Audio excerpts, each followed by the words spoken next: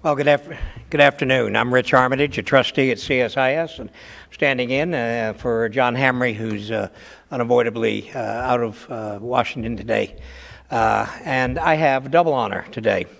First of all, let me welcome all of you here, and also Ambassador. Pleased to have you, Minister. Delighted that you could spend some time with us. First of all, I want to make sure that everyone recognizes Dr. Amy Seawright, who was formerly Deputy Assistant Secretary for South and Southeast Asia in the Pentagon. She's joined CSIS, our family, as Senior Advisor and the Director of the Southeast Asia Program. So the Pentagon's loss is our gain. And the second very enjoyable duty I have today is to introduce our guest.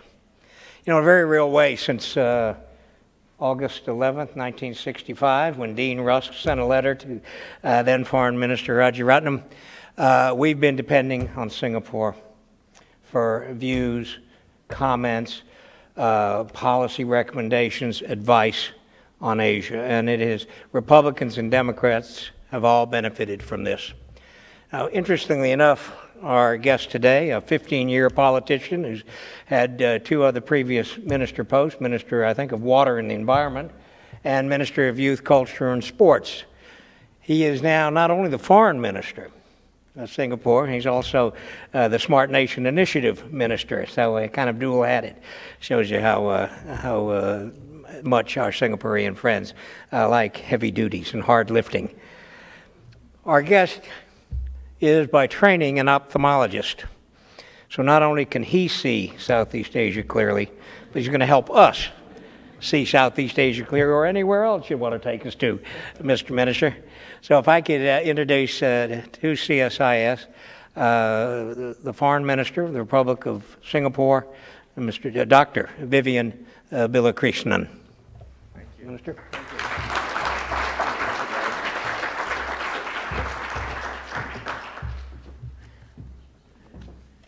Thank you, Richard. First of all, I must say I'm somewhat shocked to see so many of you here today. I didn't think so many of you would be interested in views from this tiny island state called Singapore. I'm delighted to be here. It's an honor to be here. I mean, I've been to Washington many times in my different incarnations, but this is my first time speaking here as the Foreign Minister of Singapore. So let me begin with the caveat that Singapore is really, really small. If you go from east to west, it's about 30 kilometers. North to south, 20 kilometers. We would disappear into many lakes in the United States and you wouldn't notice us at all. Therefore, the views that I'm going to express by definition are going to be colored by this sense of smallness and of the fact that we've only been a sovereign nation for just over 50 years. And in fact, we didn't even fight for independence. We basically got kicked out by a larger neighbor. So imagine downtown Manhattan being ejected by upstate New York and then having to have an independent foreign policy, an independent army, navy, air force, airport, ports, power generation, water. You get the fact that by definition, therefore, the leaders of Singapore have had to be somewhat unusual and to have a somewhat unique perspective.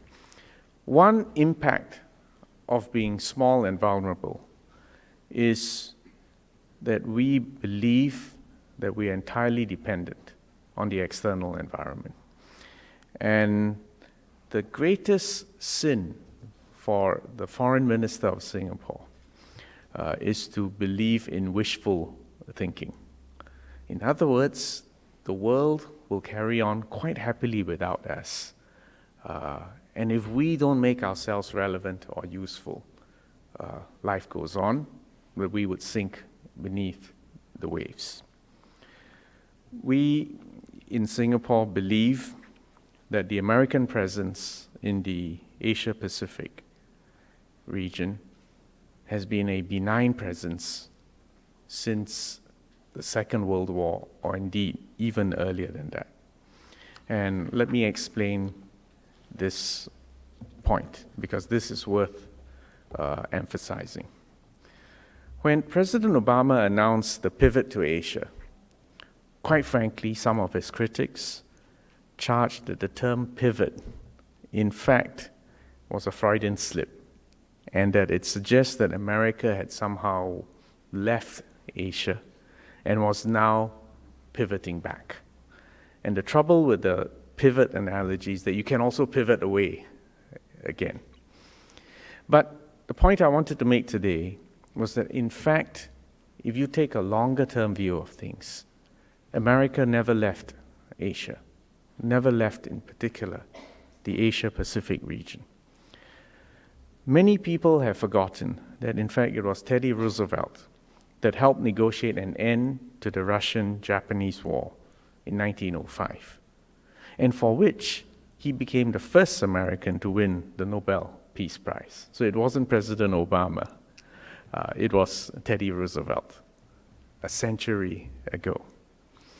But more recently, President Obama has attended the G7 meeting in Japan. He went to Hiroshima. He's also more recently visited Vietnam. And these two trips have evoked memories, some painful, but they've also evoked memories of the costs in blood and treasure that America has shed in Asia, and the impact that sacrifice has had on Southeast Asian countries. America's interventions in the Korean War, immediately after the Second World War, and then in the Vietnam War, these have been costly. I'm not sure how well they are regarded or accepted within America itself. But let me tell you the perspective from a non-communist Southeast Asian state. Your sacrifice bought non-communist Southeast Asia precious time and space. And if you go back to what was happening in our part of the world in the mid-1960s, the fear was communism was on the march. Like dominoes, the rest of us would fall. And having America engaged and drawing real red lines in the jungles of Southeast Asia made a difference. In these 50 years, Singapore's per capita GDP went from 500 to today it's about 55,000 US dollars. Some significant credit for that achievement should also go to America for giving us, as I said earlier, time and space to prove that a free market with access to technology, innovation, rule of law, and free trade was a workable model. So Singapore's success is proof of the model, but also proof that the American presence over decades in Southeast Asia made a major positive difference. But even as America contributed to Southeast Asia, the growth of the Asian middle class also created new markets for American goods and services.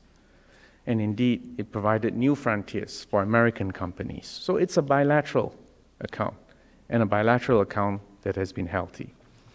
The US also continues to attract some of Asia's brightest and best talent, who in turn have contributed to America's vibrant economy and society.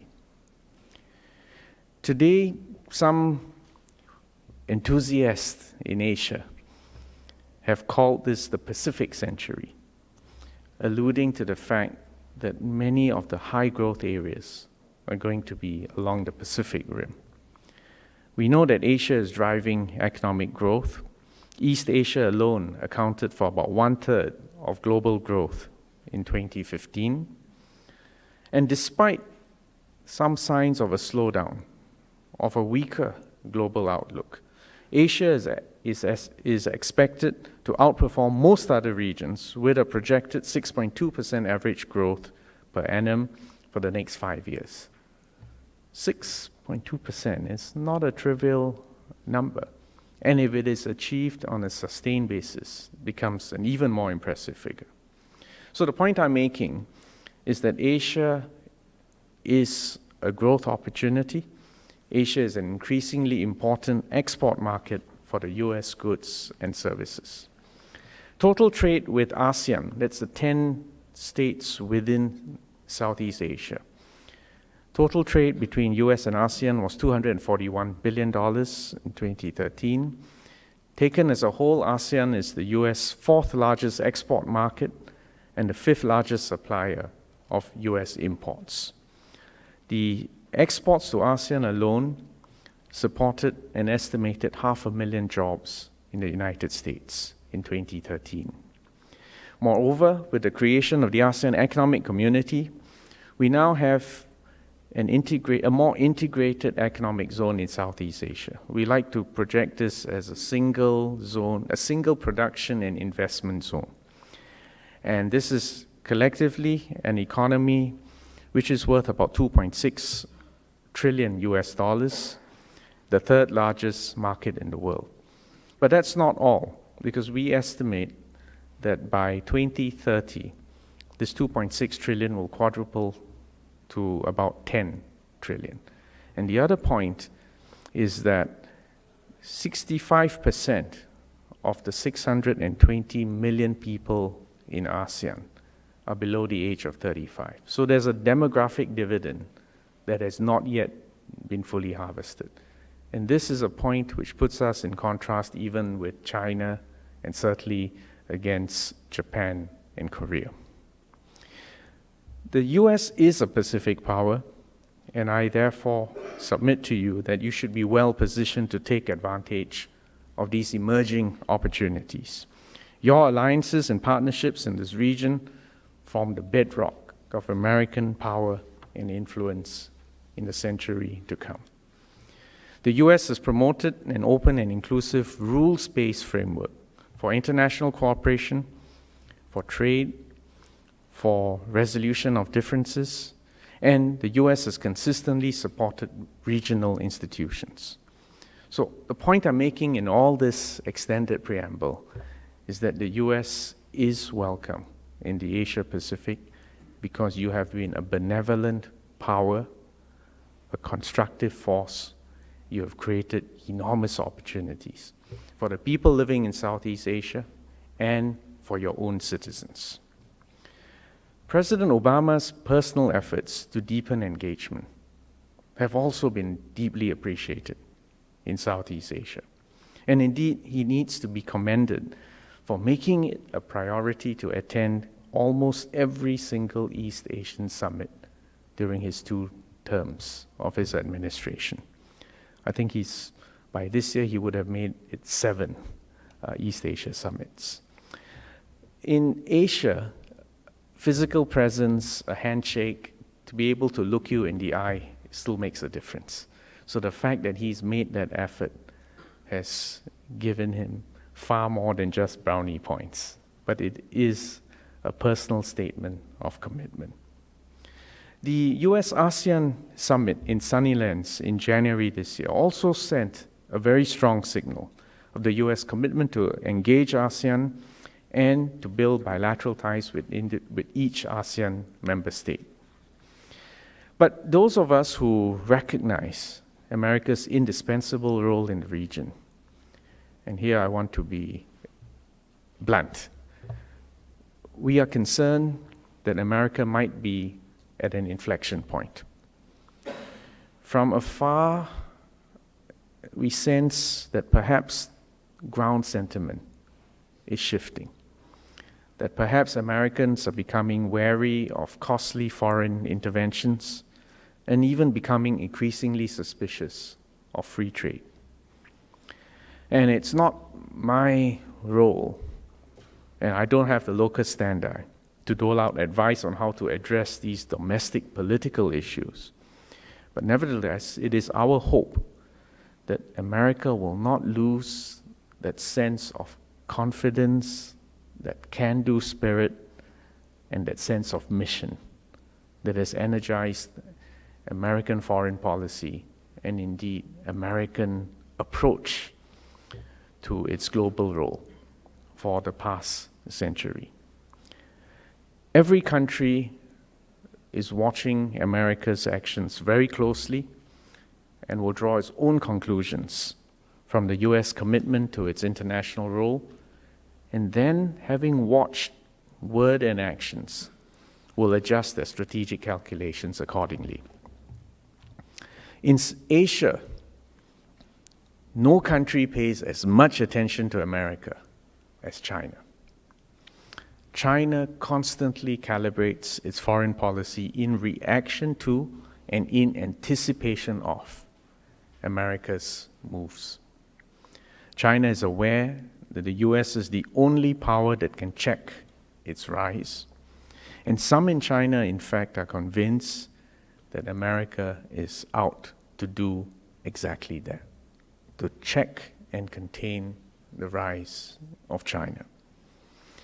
Some of these hardliners worry when they look at a map and they indicate where America's networks of alliances and partnerships in the region are, that this looks like a map set out to contain China.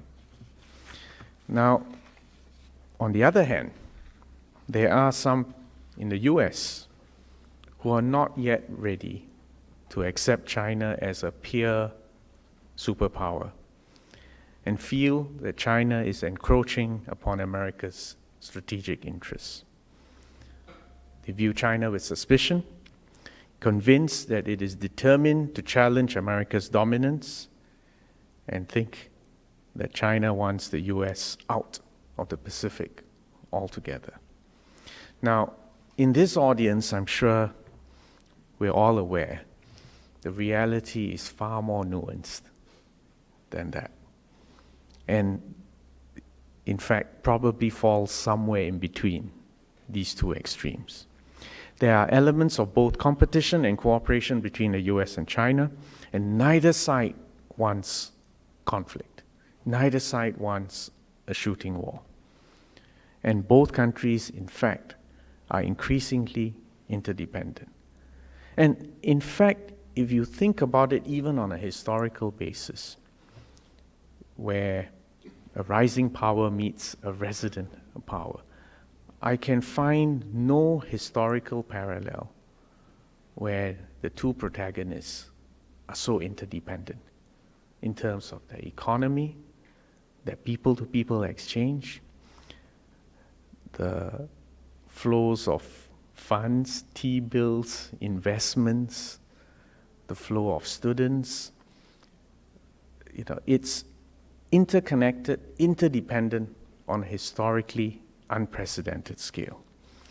And that means dealing with these two elements of competition and cooperation.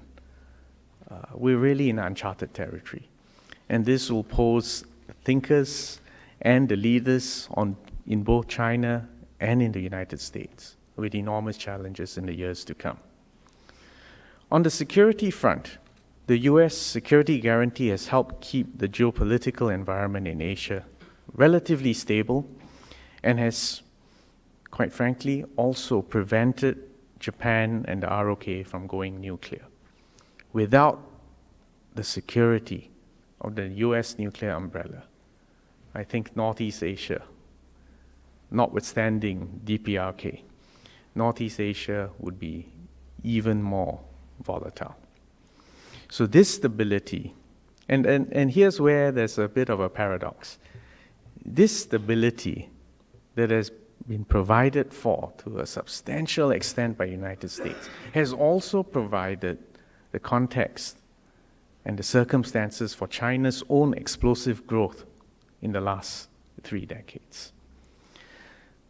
China is not aiming for global domination, or at least not yet.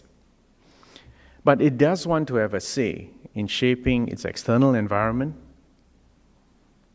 in influencing the rules and institutions that govern international relations, and this is an oriental point, it wants to be treated with respect. This is normal, this is to be expected, and therefore, none of us should be surprised that the rise of a new power, especially one in Asia, is a very delicate process that requires careful adjustment and a sense of balance on all sides, including small, tiny states who happen to be in the neighborhood. It's a tough time to navigate these currents. And it is especially the smaller countries like us that hope that China and America will be able to work around the differences, compete, but keep the competition within reasonable limits, cooperate effectively, and above all, avoid conflict. Small countries like us in Southeast Asia require as much diplomatic and strategic space as possible. Quite frankly, we do not want to be forced to make invidious choices. And our plea to the Chinese, as well as to the Americans, is to avoid a zero-sum mentality. Most, if not all, countries in the region desire good relations with both the US and China, and even those with territorial disputes actually do want a functional and constructive relationship with China. One issue that has loomed large over the regional strategic picture is the South China Sea. These territorial disputes are complicated by history, fueled by nationalism, and quite frankly do not lend themselves to easy solutions. It will require deft diplomacy, the exercise of political will, and a healthy dose of mutual strategic trust and cooperation to solve these problems. The key word here is strategic trust. And as I said earlier, there is actually a deficit of strategic trust. And that makes it very difficult to stretch out in faith and to achieve a lasting solution which everyone can be happy with, or which everyone can feel safe from. So, frankly, what we're trying to do right now is to remind all parties, whilst a final solution may be very difficult, in the meantime, do not take actions that will escalate tensions or spiral or lead to a spiral that will go out of control. As a non-claimant state, Singapore does not take sides on the merits of the individual disputes, but we do hope that all disputes can be settled peacefully and in accordance with the principles of international law. And it's important to understand why Singapore has to take this principle so seriously. As a small country, we cannot subscribe to the concept that might is right. Because if that was the case, there is no space in this world for small countries. And if you don't want to settle things on the basis of might is right, and you don't want to resort to overt conflict, there has to be access to diplomatic and legal means to resolve differences. In other words, we have, by definition, to subscribe to a rules-based world order. And Singapore herself is no stranger to maritime disputes. We abide by international law, and we look to international institutions to settle disputes. And I can give you a real-life example. We had a difference with our neighbor Malaysia over Pedra Branca, which is an island. It's actually part to the east of the peninsula of Malaysia. We took the case to the International Court of Justice, accepted, and we both accepted its decision. In fact, within the 10 ASEAN countries, at least 6 countries have resorted to arbitration or to the International Court of Justice for disputes between us. I believe American policymakers share this view on the importance of a rules-based world order. We want to see international norms and rules upheld, and we believe that freedom of navigation and overflight in the South China Sea is critical for all countries, not just the claimant states, because of the enormous volume of trade that flows through the South China Sea. We hope that America will continue to maintain this principled position and that all parties will work together to maintain regional peace and stability. At the same time, if you strip away all the tactical and the legal and the diplomatic dimensions to it, what is really going on in the South China Sea is that America's overall relationship with China is evolving. And because it is still evolving, we're not yet at the final point of equilibrium. As unfortunately, Singapore has been tasked with the role of being the coordinator of ASEAN-China relationship for the next 3 years, that puts us in a slightly warm seat. Because you get expectations that we can't fulfill. But in our typical, pragmatic, non-ideological Singapore way, we're just trying to act as an honest broker, maintain a principled position, keep dialogue going, and be prepared to speak truth to power. In theory, China and ASEAN signed a declaration of conduct of parties in the South China Sea in 2002, 14 years ago. And as part of that declaration of conduct, we're supposed to negotiate a code of conduct. Quite frankly, progress on this has been glacial, although the South China Sea is actually a tropical sea. We could wait for final solutions, but as I've alluded to earlier, I'm not a big fan of final solutions. So we said, well, are there things that we can do in the interim to build confidence? So we said, well, how about expanding the code for unplanned encounters at sea to basically regulate conduct of ships at sea? It's a very dangerous phenomenon when you get young men and young women with lots of testosterone navigating ships and feeling that they can't give way because their manhood or their leadership is at stake. So having cues, a code for unplanned encounters, helps to reduce the possibility of collisions and incidents at sea. Another interim proposal we put was, well, instead of just focusing on naval vessels, how about extending queues to Coast Guard vessels as well? Because in fact, if you come to Southeast Asia, some Coast Guard vessels are very large. Maybe they were just repainted naval craft. These are small steps, and as I've said, these are interim steps. But nevertheless, we are trying to pursue them because we're just trying to build constructive, necessary steps to expand the level of the reservoir of trust and to implement mechanisms that will serve as relief valves for tensions that would otherwise build up. Let me turn now to the TPP.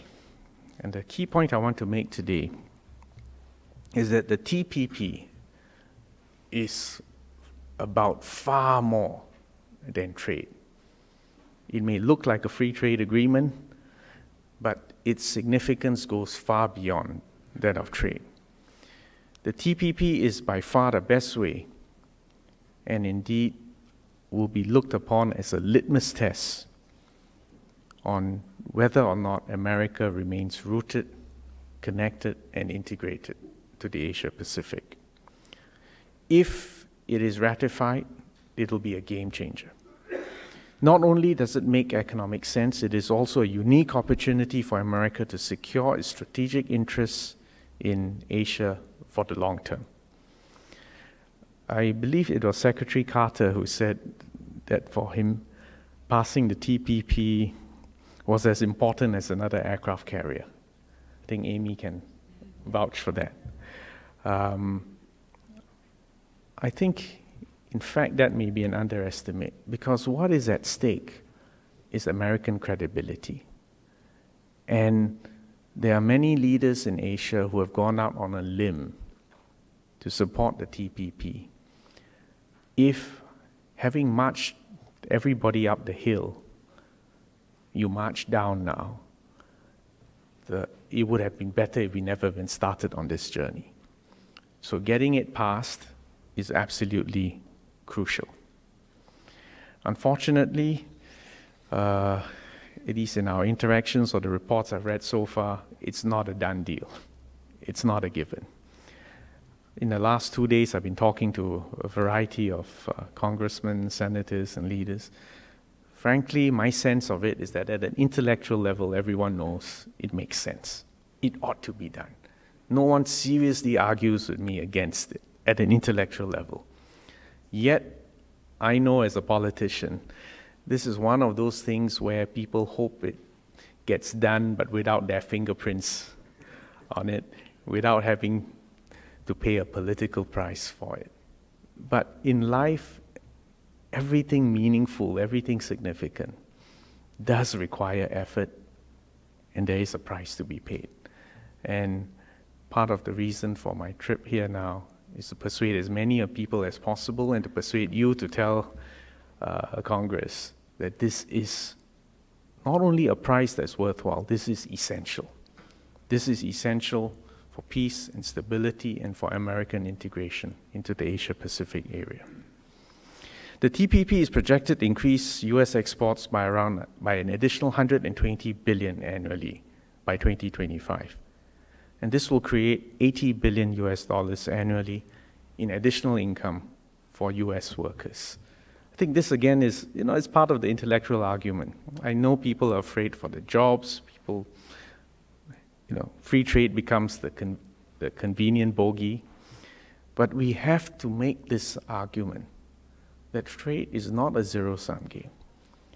And if we manage this well, we will all benefit from it. So we need the TPP, and it is a bold statement of American commitment, and it demonstrates that the rebalance is not just about the Seventh Fleet. It'll signal the strength of America is not just in your aircraft carriers and B-52, but in your entrepreneurs, your businesses, your scientists, your innovators, your artists. And the TPP will open greater opportunities for everyone. Let me end by talking about Singapore's perspective.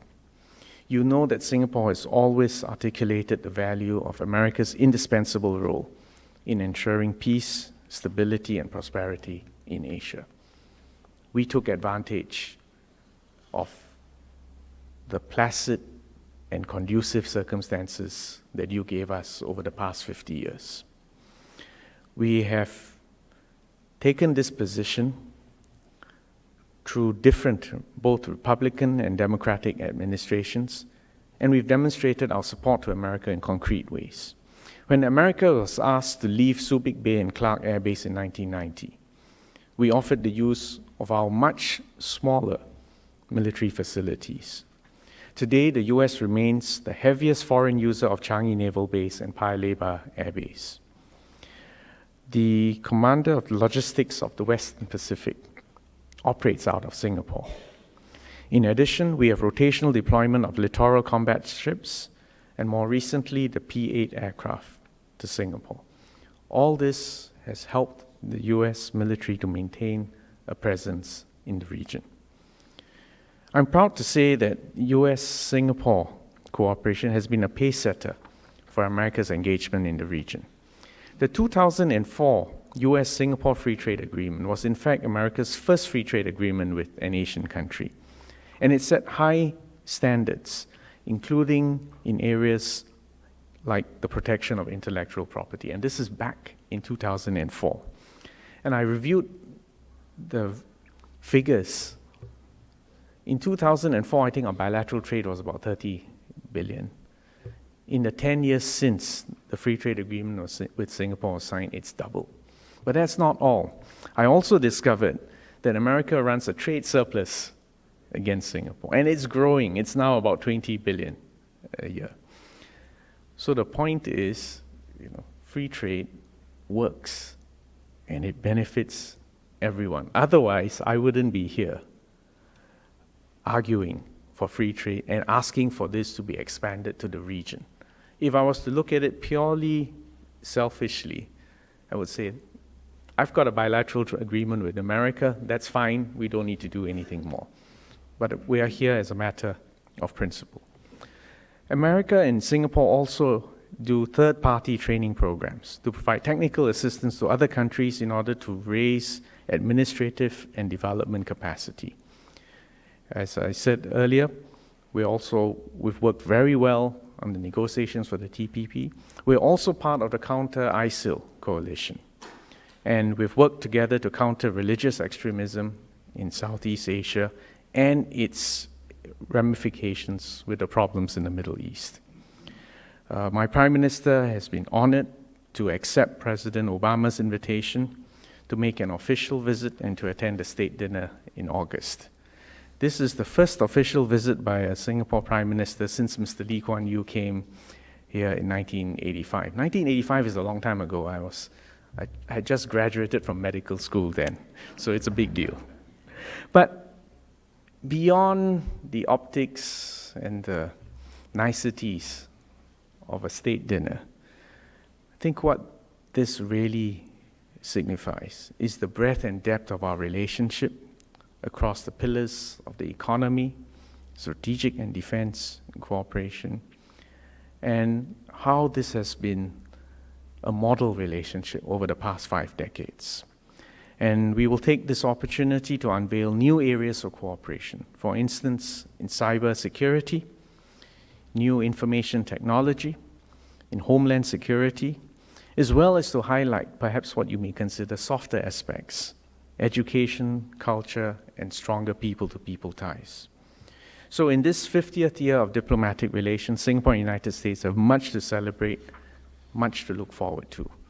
And we hope that the strong relationship which America shares with Singapore will continue to have a positive impact, not just for the people in Singapore, but indeed for people all over Asia and ultimately to all American citizens. So thank you again for your patience, and thank you for all that you've done over many decades.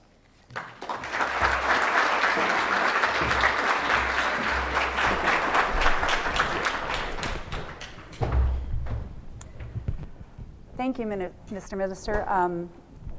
As always, a very incisive and thoughtful set of remarks from our Singaporean friends. As Mr. Armitage said in his introduction, Singapore has been a long friend to the United States through many administrations. And I think in particular, over the past 12 months, we've really made some significant progress, much of which you've alluded to.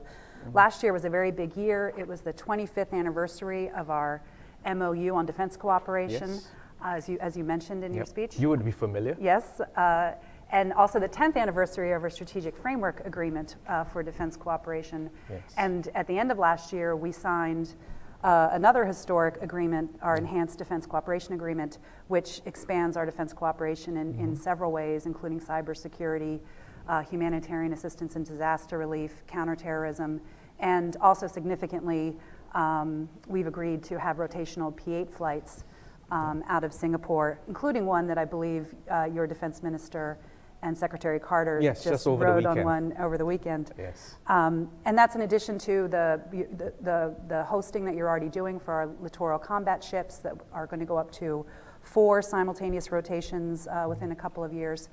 And then this year, of course, we've signed the TPP, although there's certainly headwinds in this country to getting it passed. But all in all, it's a very big time for the U.S.-Singapore relationship, and Prime Minister Lee is coming to Washington in August. And so I wonder if you can just share with us how much room do you think there is to grow this bilateral relationship even further on the defense side or economic side or in other areas? And what kinds of, you mentioned a couple of things, but what kind of announcements might we expect in conjunction with Prime Minister Lee's visit? Well, I don't want to jump the gun, but as you know, if you listen to what I said just now, on the economic front, we believe our free trade agreement and we believe the TPP, if passed, and because of its impact on our region, we will see significant growth in numbers, in jobs, in value added, and economic opportunities. So that's one big thing. Defense, has been on an upward trajectory. But frankly, and I think that this crowd, it doesn't mean everyone is thrilled by the extent to which the American military engages ours. The new accounts which need to grow, cybersecurity, information technology, these are areas where America leads, but these are also areas where there's a growing demand, both vulnerability and opportunities on a global scale. And this is something which we want to engage at the highest level and have access. I mean, these are technologies of the future, right? And if we say we are close partners and there's huge reservoirs of strategic trust, we must be able to work closely and collaborate on these areas. Unfortunately, there are negative areas, extremism, counterterrorism. And I must tell you, this is the one negative spot in Southeast Asia. Paradoxically, the more successful you are in resolving ISIS or ISIL or Daesh in the Middle East, actually there's a conduit that leads all the way back into Southeast Asia. There are about 1,000 people from my part of the world who are fighting in Iraq and Syria. There's a battalion called Katiba Nusantara who speak Bahasa, which means we know this battalion this is about 1,000 people, must come from our part of the world. If they lose their area of operations in the Middle East, they're going to come home. And when they come home, radicalized, trained, there are potential problems. So this is another area we're going to have to work closely together, closer exchange of intelligence, operational cooperation. So not a lot of these things will be above the radar screen, but I'm pointing out that these are going to be crucial areas of cooperation in order to improve security and stability in our part of the world. And then there are all the other bits where America does so well, culture, education. We're going to be announcing, I'm not sure that I can announce it yet, I probably shouldn't, but anyway, there are a few more arrangements. Yeah, I got to let the Prime Minister make some announcements. But again, these announcements will go to the heart of the people-to-people ties and provide more opportunities for top minds to spend time here or in Singapore, to pick each other's brains and to expand our horizons. So there will be some announcements on that front. So it's actually a multi-dimensional relationship. Sometimes the problem is, only the squeaky wheel gets greased. And Singapore has not been a squeaky wheel for 5 decades. But I think both sides recognize that even quiet but effective wheels have value. Yes, I would definitely agree with that. Let me also just ask you about the South China Sea. You made some very interesting remarks on the issues. And of course, Singapore, another very valuable role that Singapore plays, a contribution that it makes, is by hosting the Shangri-La Dialogue every year. We just had one convene last weekend. It's a really excellent forum where countries can exchange views and explain kind of their perspectives on key security issues. And this year's dialogue, I thought, was particularly interesting. We are on the cusp of a likely ruling from the arbitral tribunal for the Philippines case under UNCLOS, and that is creating even more anxiety in the region, I think, than was there before. And the speakers at Shangri-La, including Secretary Carter, I think made a pretty compelling case, many speakers did, for not only upholding the international rules-based order, but specifically for the UNCLOS ruling, that it should be binding on both parties and all relevant parties, and not just the United States, but Japan, Vietnam, France, UK, many countries made a similar statement. So my question is, in the wake of the ruling, how concerned is Singapore about actions that China may take, such as perhaps declaring an ADIZ or taking on further reclamation activities? And what, if anything, do you think Singapore will be prepared to do to work with other ASEAN countries or independently to message its position on these issues? Well, this is a delicate topic. I can't speak for China. I don't know how it will respond.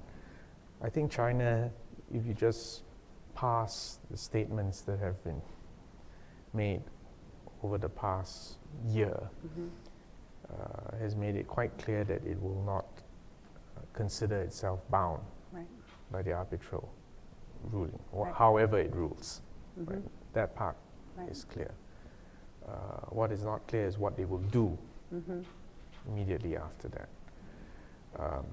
On the part of ASEAN, I mean, many people have asked me, will ASEAN issue a statement? And my answer is that ASEAN is an organization with 10 members, and we can't say or do anything unless there's unanimous consensus.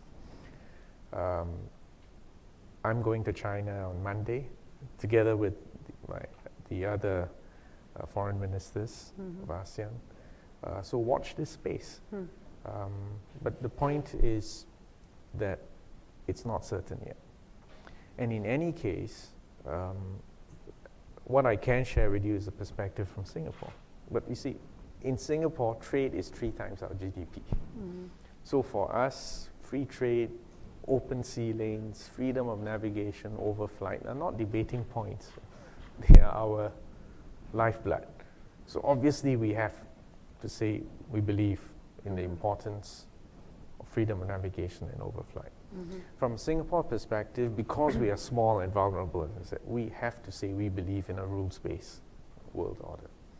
In our experience, when we've had disputes, we've been able to settle them peacefully and successfully and amiably. And I cited the example of going to the ICJ over Pedro Branca. So again, we're going to have to, urge everyone that having access to peaceful ways, means of resolving disputes, and taking full advantage of all legal and diplomatic mechanisms. And there's a very important comment, including UNCLOS 1982. I mean, these are principled, consistent positions that we have to take. It doesn't always make me popular with some big powers. And then just to be even-handed, I also remind my American friends, it would help if you ratified UNCLOS too. And I'm being perfectly consistent and principled in making that stand. Yes, we agree. Let me turn it over to questions in the audience. Let me ask you to introduce yourselves briefly and then ask a question. Alex, we start with you. Yeah, microphone is coming your way. Thank you. Alex Feldman from the U.S. ASEAN Business Council. Good to see you again, Minister. Thank you for being with us. I wanted to follow up on Amy's question. You talked about trust deficit, especially in the South China Sea and between the U.S. and China. What can the U.S. do as a non-claimant to help bridge that deficit and turn it into more of a strong, even-keeled strategic trust between our two nations? Obviously, we see China's building on these reefs and inlets as escalation and not necessarily in line with a rules-based resolution of these deficits or these disputes. Sorry.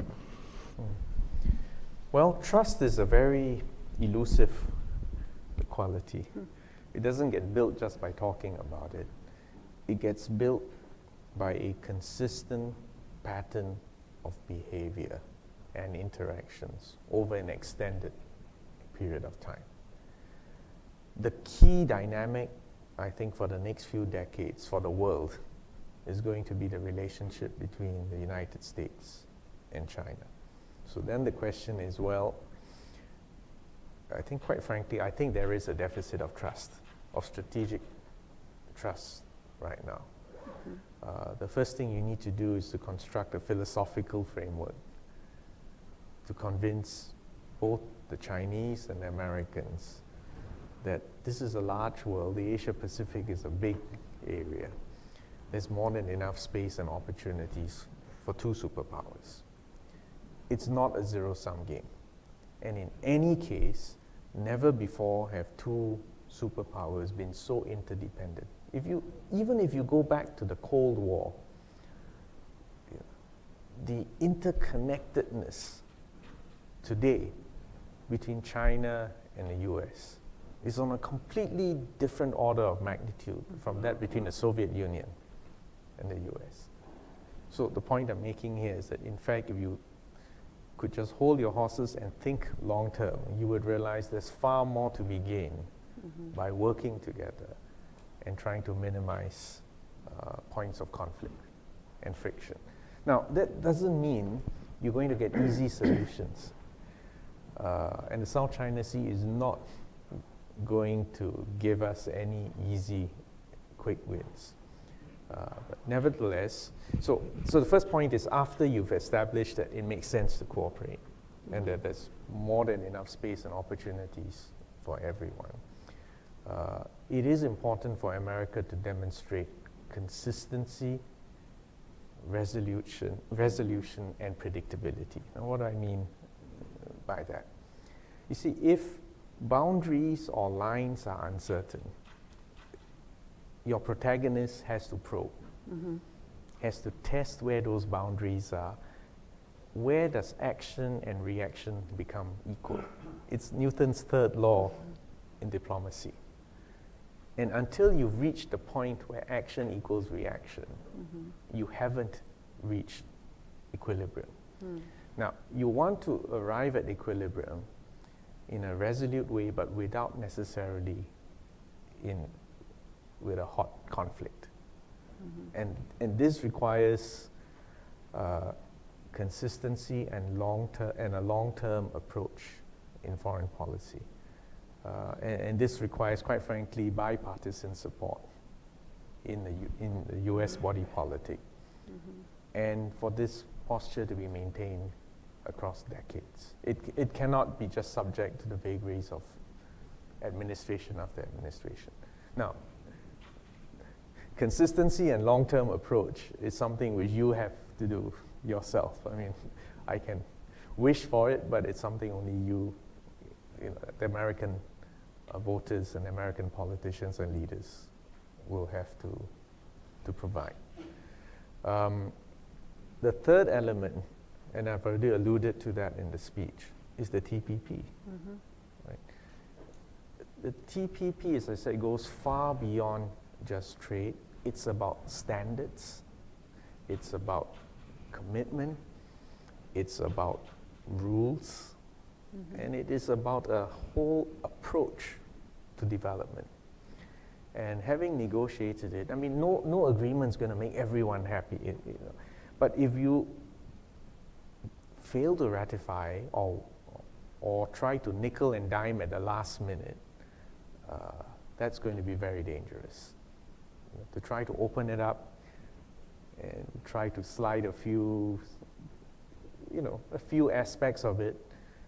And anyone who's done any negotiations knows once you try to reopen something which has been settled, all kinds of things unravel. So I'm saying that this ratification of the TPP is crucial. And it will set the standard, it will give everyone confidence that America is here and here to stay. And as I said before, these attributes of long-term orientation, predictability, and consistency. If we can do that, without engaging in wishful thinking, if we can get all these things in place, I think we can look forward to decades of peace, stability, growth, and opportunity. So that's what we hope for. But we are prize takers, we're not prize makers. So that's all we can hope and sometimes try to speak truth to power, and then let's see what happens. Very good. Other questions? Yes?